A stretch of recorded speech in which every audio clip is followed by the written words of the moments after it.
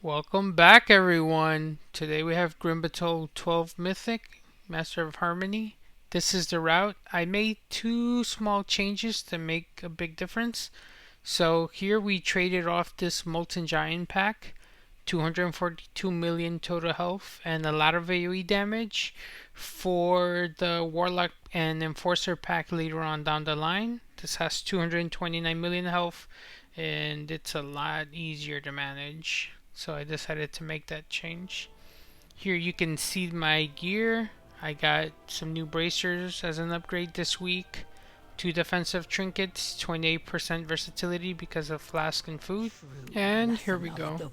So this instance is very DPS reliant in terms of you have to beat the first boss at least before 8 minutes and 30 seconds if you want to time it. If you do the run and you don't beat it by then, it's pretty much game over. Because it means two things. One, you aren't pulling fast enough, and two, you don't have the DPS for it. So here I rolled in, I pulled in both packs, and I let them know beforehand that they have to kill the Earth Crawler so that I can kind of keep chain pulling. And I explained to them as well that you kind of have to kill the first boss before 8 minutes 30 seconds. Here I took the Umbra Wind to the face. It's kind of important because it's a DPS race. This is a DPS race. And I can tell you that because I did a lot of runs before I finally got this down. I'll tell you now that it took me about a month's worth of runs to finally get this down.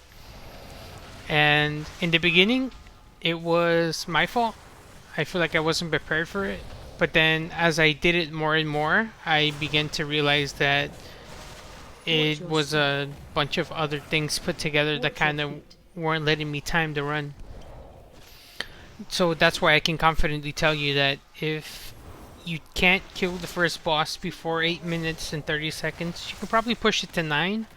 But if you can't beat it by then, you're not going to have the DPS for the time. So here you can see we're doing great. If you look at the plater, everybody's interrupting, everybody is on top of everything.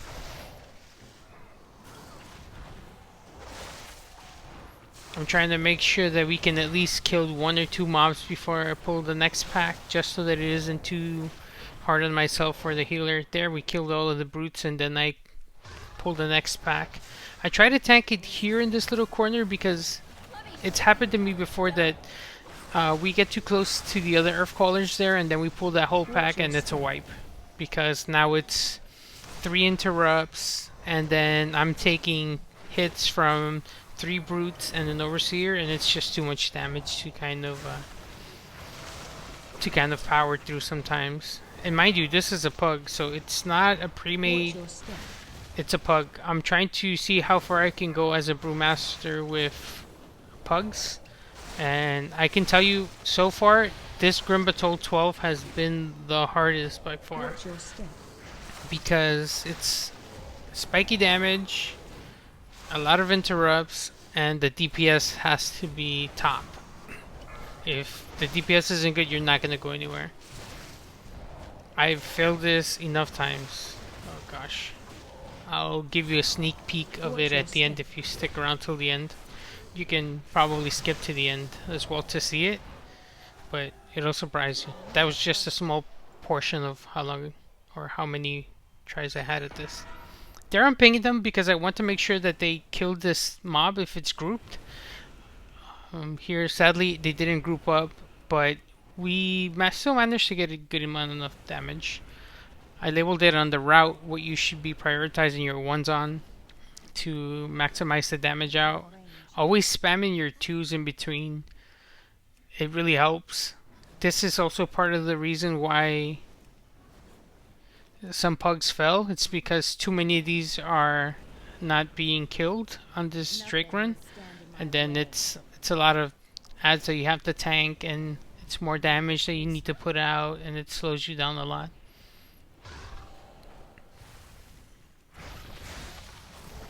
Here we couldn't get the Overseer down. Normally we would get that little pack with the Twilight Drake and this Overseer pack down with the Drakes. But here we couldn't get it down, so I'm just chaining it together. And something that's very important is that as you're chaining, you're kind of using your CC to make sure that the casters aren't obliterating your DPS. Because sure, you're pulling them, but they're casting abilities on the DPS, and it can wipe you before you know it. So here, this is one of the additions to the pull that I did. I didn't do this one in 11, but I decided to add it after my 6th attempt here. So I added this Twilight Destroyer to make up for the fact that we are not going to do the double lava benders before Valiona, before Draga. Just because those double lava benders are, they're a white fest there, and it's a headache. You can't do it.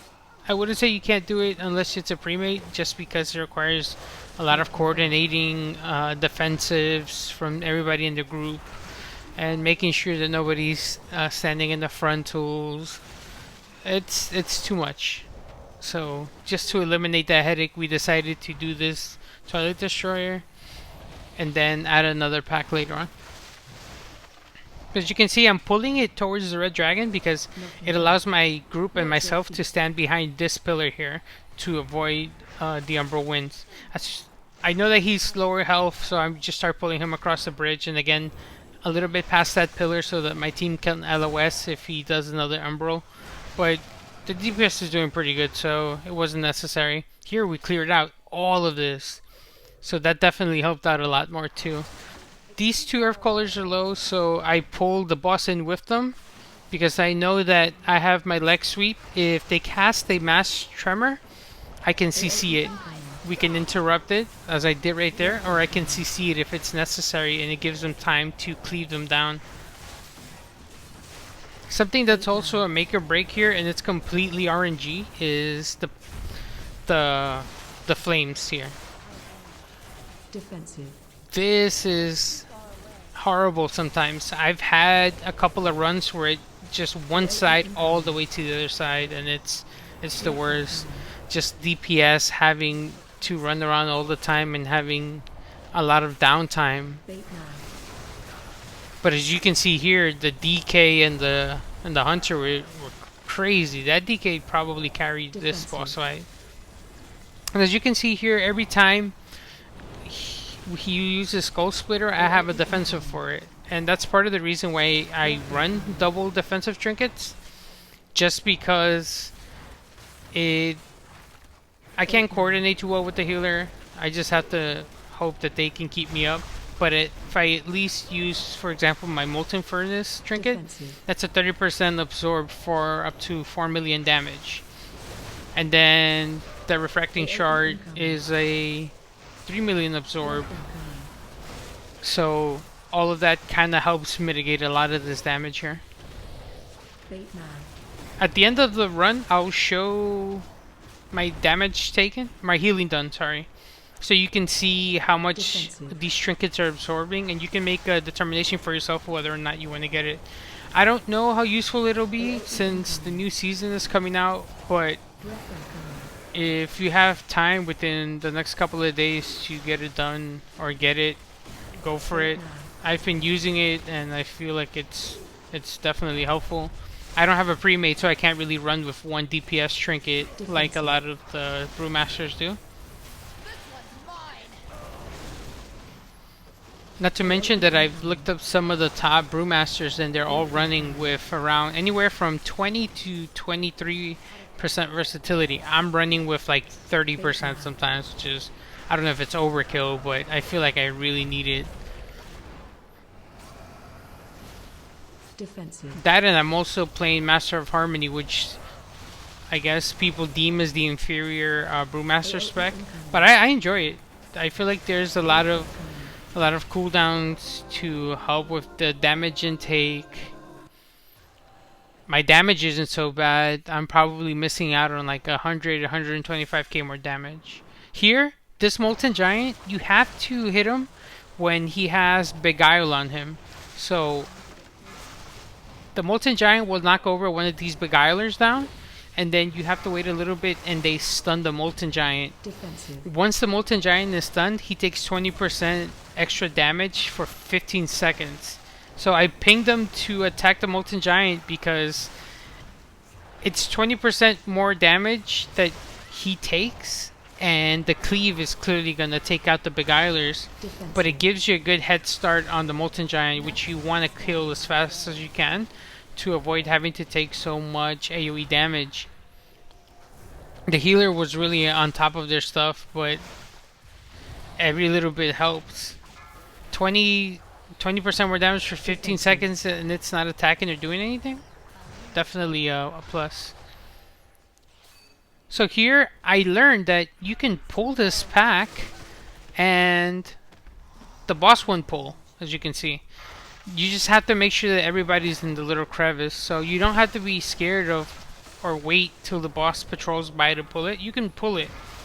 It's not gonna pull the boss. Defensive. You just have to make sure that everybody's in the little crevice. As you saw there, the Beguiler was casting and the boss was passing by and he didn't pull. So a lot of this stuff I learned by trial and error. I don't know how many of you guys will be able to use this information. Again, it's the end of the season. The new season starts on Tuesday, so probably a little bit too late on this. But this took me a month's worth of tries to finally get down. It's crazy. It's insane, really. Anyways, here, this F-Caller, I hit them and then I taunt to move them into the staircase. Just because sometimes if the DPS is good but not that great, the boss will patrol back and then it'll pull. And you don't want it to pull while you have these mobs up. I know there's a lot of pre-mates who pull this pack into the boss, but it's a bug. We don't have that type of coordination or voice communication to do that. So I'm picking what's pretty much the safest way to tank these without the boss pulling into us. There I lick sweep to make sure that the frontal doesn't hit anyone, and the damage is taking care of these guys. It's just wiping these guys up. As you can see, the boss isn't even patrolling in front of us yet. I let him know that I'm gonna pull him over there, taunt, try to get some aggro, Celestial Brew to make sure I mitigate some damage. There have been times where I've been hit by it one time and I'm down to 20%. Embarrassing. But that's how you learn, you know. Trial and error. So everybody's standing there. We're trying to bait the cleave to the front. And I let them know to drop the Molten Spark by the stairs once he changes into the Forge Swords here.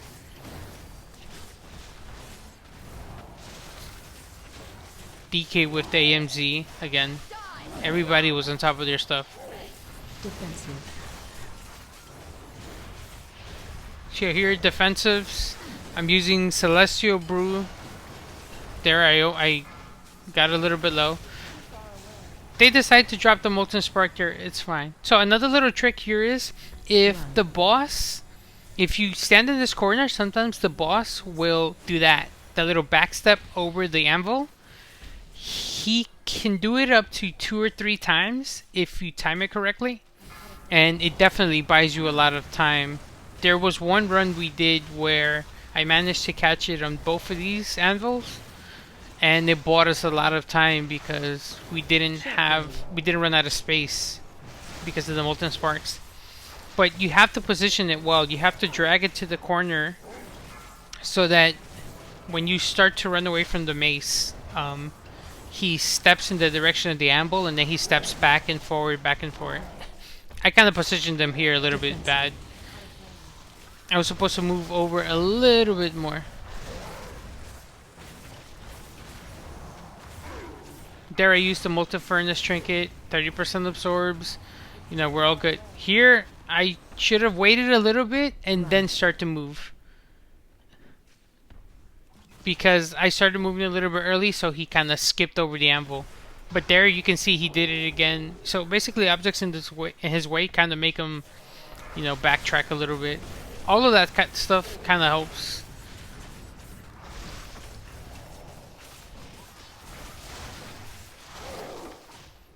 And then the DPS just cleans it up. They're all standing, aiming the cleaves in the right directions, which is something that you would think a lot of people would know how to do, but they really don't, unfortunately. There we're ahead by practically 2 minutes now, as you can see on my mythic timer. We're 2 minutes ahead, so I'm feeling pretty confident because that means that we definitely have the DPS to finish this off. The only way we would not finish this is if we have a bad pull or we all die to AoE, like getting hit by double frontal with a mass tremor. That probably would have wiped us, and we would have lost all the progress. Defensive.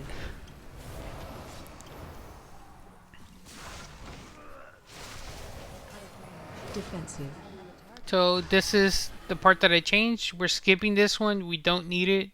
We don't need to do it. It's a headache. It's a lot of AoE damage, and then coordinating the interrupts. We can skip it. We don't need that.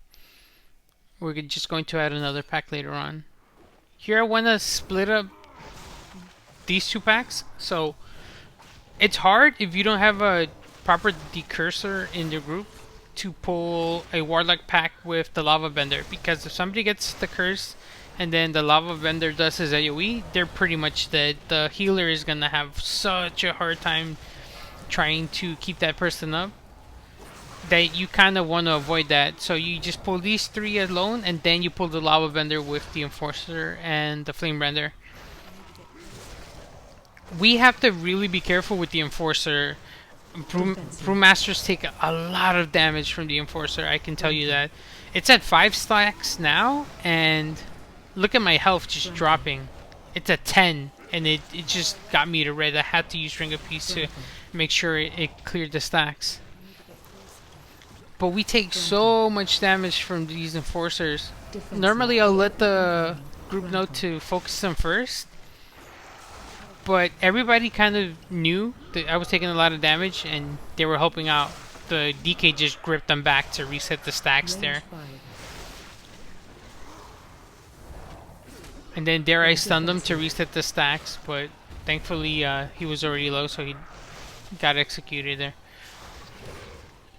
And then this warlock pack, I want to make sure that they're a little bit low before I pull it next to the next one. Again, it's because of the decursing and the interrupts.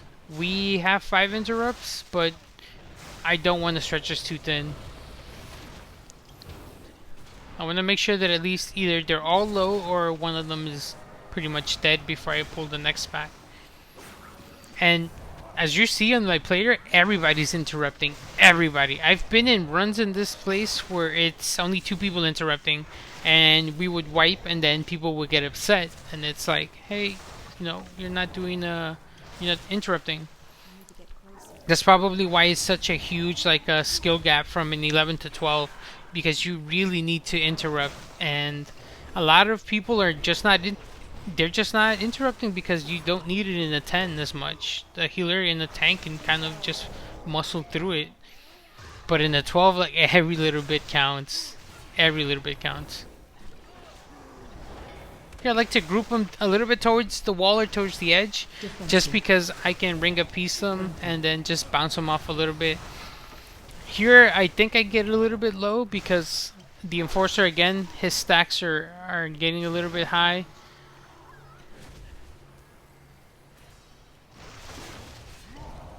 Defensive. Standing on fire, okay. Not something that I should have done. And as soon as you're dead, you can pull these 2 warlocks with the lava bender, because this is more manageable. We have 5 interrupts for the warlocks, and the lava bender's AoE, the healer can definitely heal through, as you can see.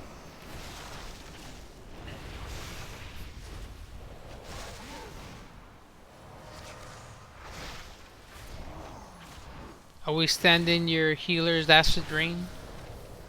Let's be smart about that. Here in a few 12s, I wiped because I got a little bit too ambitious. I had the lava bender up alone, and I decided to run across the bridge and pull the next pack. But the next pack has a lava render, I think it's a lava under. And he frontaled the whole bridge and murdered everyone. Here our DK dies, but that's okay. You know, one death is fine. It's not going to ruin anything. We're still about 2 minutes ahead of time. I ping here not to butt pull this dragon because a lot of people have done it, and it has wiped and ended our runs. Defensive.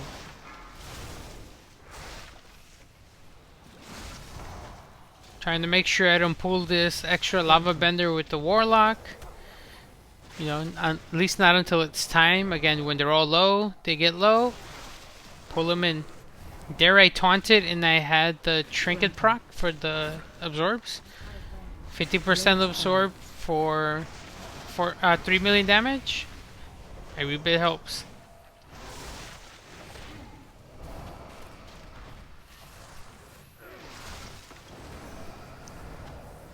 Frontal. I think we got a little bit lucky with these frontals. And here we barely took any damage from the AoE. So all in all, this run was pretty smooth. I wasn't struggling as much. I've had healers where I've had to panic, throw 4 defensives and still died because I was doing more healing than them. It's ridiculous. But this is the other pool that we added in place of the Molten Giant pool. 3 Warlocks and an Enforcer, they're dropping fast. They're dropping faster than the Molten Giant pool, as you can see.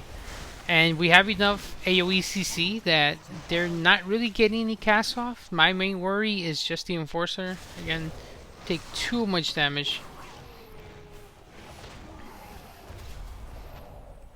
And that's it.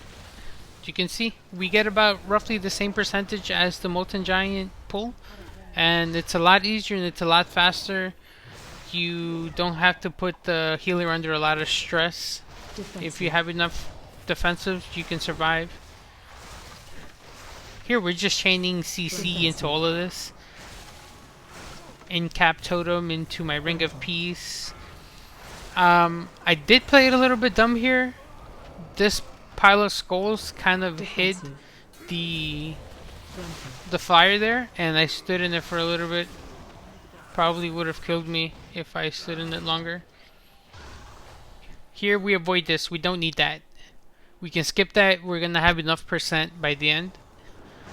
The group already knows that I'm gonna tank it in the alley, so we're just DPSing this down normally.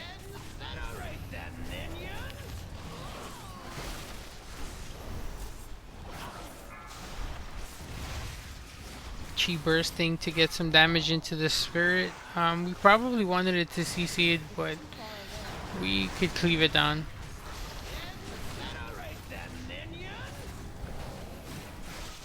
So this here, just to avoid any problems, I just went in and death touched it. That's it. I just wanted to make sure that nothing went wrong, played it safe. I told him I was going to tank it there, make sure that nobody gets hit or knocked up into the lava benders. I've made it this far a couple of times in a couple of runs and we've wiped here.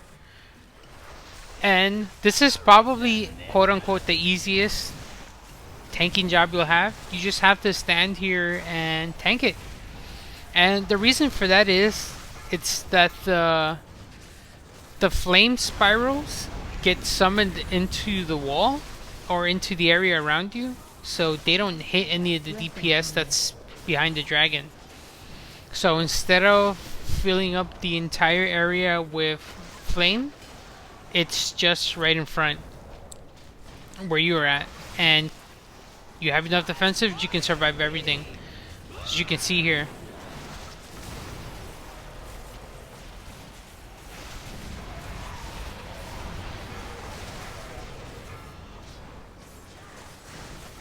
Twilight buffet, so I used my diffuse magic there, just in case. Breath incoming. It does get a little bit crazy here. My healer gets knocked a little bit far from me, so I had to use a couple of defensives. But other than that, we survived this pretty much. And look at the DPS. The DPS is pretty good. They're doing great.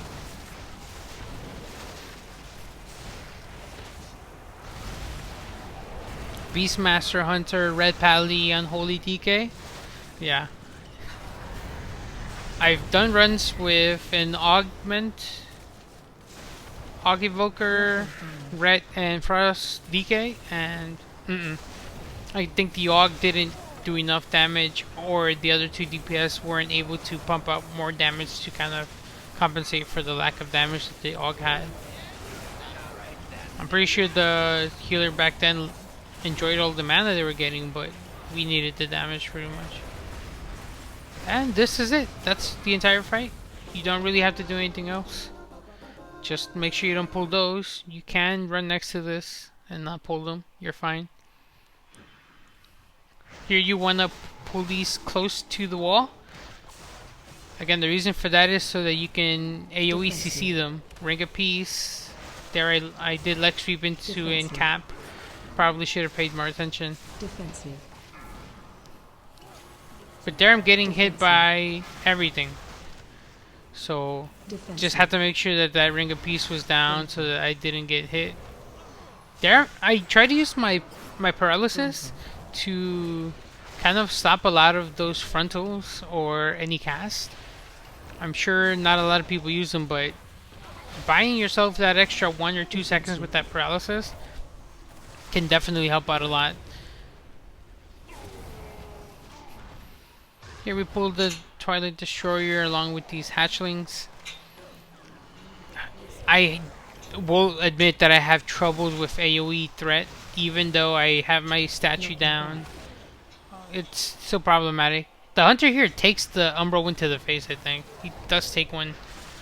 But you tank it here in this corner just so that they can stand around the corner of that little, I don't know what that is, the little face statue there. It makes it a lot easier for everyone, including for myself. You just AoE. There, the hunter just takes it to the face. He did not care. But the healer, kept them up. So by this point, we are 9 minutes left before the end of the instance. I think you need at least 7 minutes. If I'm not wrong, you need at least 7 minutes to complete this, to time this, after you get to this point. So from beating Valiona to get to Umbriss, you might need it like around 8 minutes or so to time it. Unless you pull the next pack of the Corruptors with the doubles in the next room. But that's a bit too much, I think. That's really pushing it. Watch your step.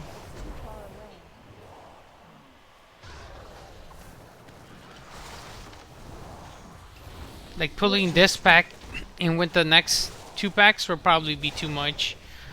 But I imagine that would be a desperate move if you're not gonna time it.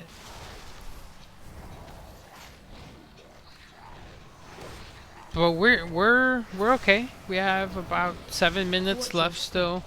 The DPS is doing good. The healer is doing good. We've only had 1 death, which was the DK. Other than that, we're doing alright.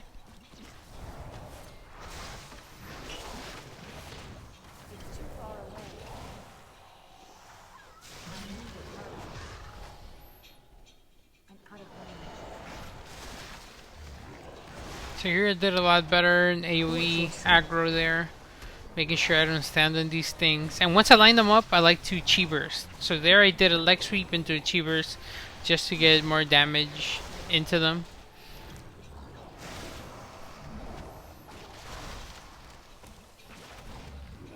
Watch your step. And we're all doing pretty good. If you notice, we didn't have to stop once for the healer to get mana, except for when the DK died and we res them. Other than that, we were pretty good. But I decided to play it safe and ask the healer to drink after this corruptor gets killed, just because we didn't want any surprises. We only had 1 shot at this, and we didn't want any surprises. So making sure that we're all good, everybody's ready. I know that he gets close to 200k mana, and I'm going in. Watch your step. So something I learned here, and I probably should keybind it, but that's how you know it's something recent that I'm pretty sure that a lot of brewmasters know about this. I kind of just never paid any attention to it. So we're gonna get to the point where I showed you, but here, looking always for the circle. I have died to the circle, seeking the circle because I've ran into too many tentacles. Embarrassing. But here, so when he casts this, I cast my Transcendence, right? And I get knocked back, and then I do transfer to spawn right back where he's at, and then I'm doing everything I can to get aggro on the hatchlings. But what I used to do was I used to get knocked back and then roll forward into the boss. But using Transcendence into transfer definitely helps. I could probably also talent into what is it? That talent that gives you 10% health whenever you use it. It would be very niche for this boss. I don't know if that heal would do anything, but something that I thought about. I didn't do it, but still. There I'm casting Transcendence, putting it there. And I'm always looking for a safe spot to get knocked back into, right? So right here I want to get knocked back into this wall. And I'm clicking it. Boom, I'm back. Super easy. Watch your step. Nobody's taking a lot of AoE damage. The healer was phenomenal. This gets a little bit tricky here. This is the part of the run that I hate. So I'm looking around, trying to see where I can go. And I have to weave through all of this. I've already used my ratio, so if I get caught once more, it's over for me at this point. I've gotten caught twice back to back. Kind of sad, but yeah, it happens. And again there, I dropped my Transcendence. Defensive. Trying to drop my statue for AoE threat and transfer back. It's a neat little trick. Watch your step. Thought it was pretty useful. I can't remember where I saw it. I did not come up with this. I saw it somewhere. Find shelter. But yeah, that's pretty much it. The DPS just rips this one apart. We look for the last spot, and that's it. It took me a whole month to get this, and we timed it with about 3 minutes left, I think it was, or about 3 minutes left. There I get caught, but I'm pretty sure I was going to live because he was done. And that's it. Batol 12 as a Master of Harmony, 2880 rating, and what a way to get this done. The Hunters was also trying to get this done, as you can see. And this is the damage meter. Interrupts, that's what it takes to get this done. And this is my damage taken. The Refracting Aggression, 69 million absorbed. Molten Furnace, 46 million. Celestial Brew, crazy, 189 million absorbs. So Master of Harmony still does pretty as well. And now for the surprise. So this is just a small part of 2 to 3 days worth of attempts at Batol 12. Now imagine how many it took me in a whole month. 3 weeks, almost 4 weeks. Crazy, right? Well, I'll see how far I can get pugging as a Brewmaster monk, and I'll see you in the next one. Take care.